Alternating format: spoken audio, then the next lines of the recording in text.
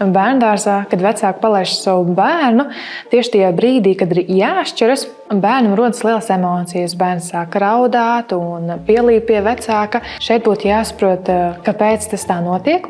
Vispirms ir svarīgi saprast, cik ilgi bērns jau iet uz bērndārzu. Ja tas ir pirmais periods, kad tikko ir uzsākta adaptācija, tad tas ir pašsaprotami, ka bērnam ir grūtāk šķirties, un šeit būtu labi, ja vecāks ir turpat klātesošs. Piemēram, var bērnam teikt, ka mamma vai tētis būs tepat, tu ieej apskaties, un tad tu droši vari iznākt ārā. Ja tiešām to var nodrošināt, ka bērns ieiet iekšā, viņš apskatās, sasveicinās ar pedagogu, un tad bērns var izskriet ārā, un bērns dažas reizes šādu var izdarīt, lai vienkārši pārliecinātos, ka viss ir droši, viss ir labi, un tad jau ieiet grupiņā un dzīvojas.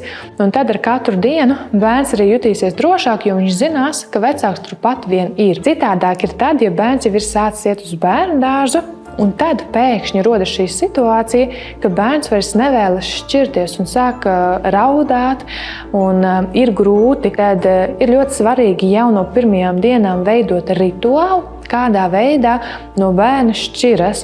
Un sākotnēji ar bērnu atnāk uz bērndārzu, palīdz bērnam noģērbties, samīļojas, sabučojas, iespējams var pārrunāt kādu īsu teikumu, kas būs tas, ko bērns darīs bērndārzā. Nereti bērndārzā ir pie durvīm informācija, kādas būs nodarbības vai, piemēram, kas būs pusdienās, un tad atvedīties un arī ļaut bērnam doties uz grupiņu. Bet varbūt tā, ka tajā brīdī tieši, kad pasaka, ka ir jāatvadās, ka bērns nevēlas to darīt.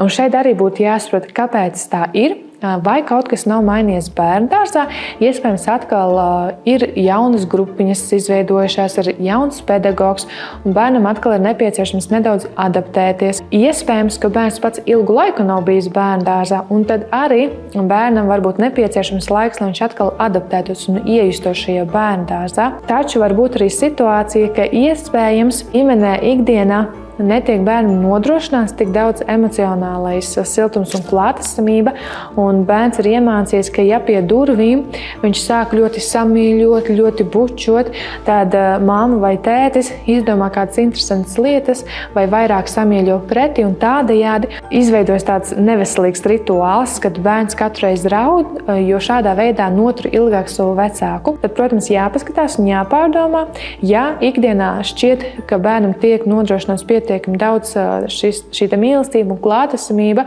tad te var domāt par to, ka iespējams netīšām kaut kādā veidā ir izveidojies tāda uzvedība, kur bērns ir iemācījies, ka viņam pirms došanās ir jāparaud.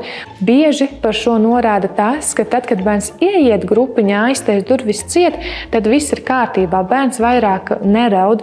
Tādā gadījumā šeit var skatīties, ka vai nu tā uzvedība ir izveidojusies, varbūt iespējams ir emocionālā saikne tāda vēsāka. Un ko šeit var darīt? Tad, protams, ka paskatīties, ko ikdienā var darīt, lai šo emocionālā saikni nodrošinātu.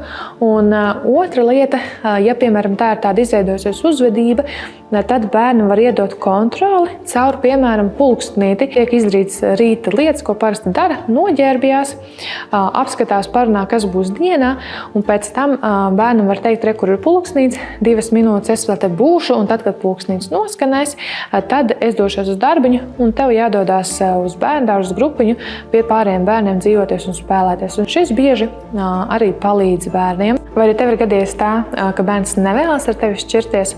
Padalies komentāros, ko tu dari šajā brīdī.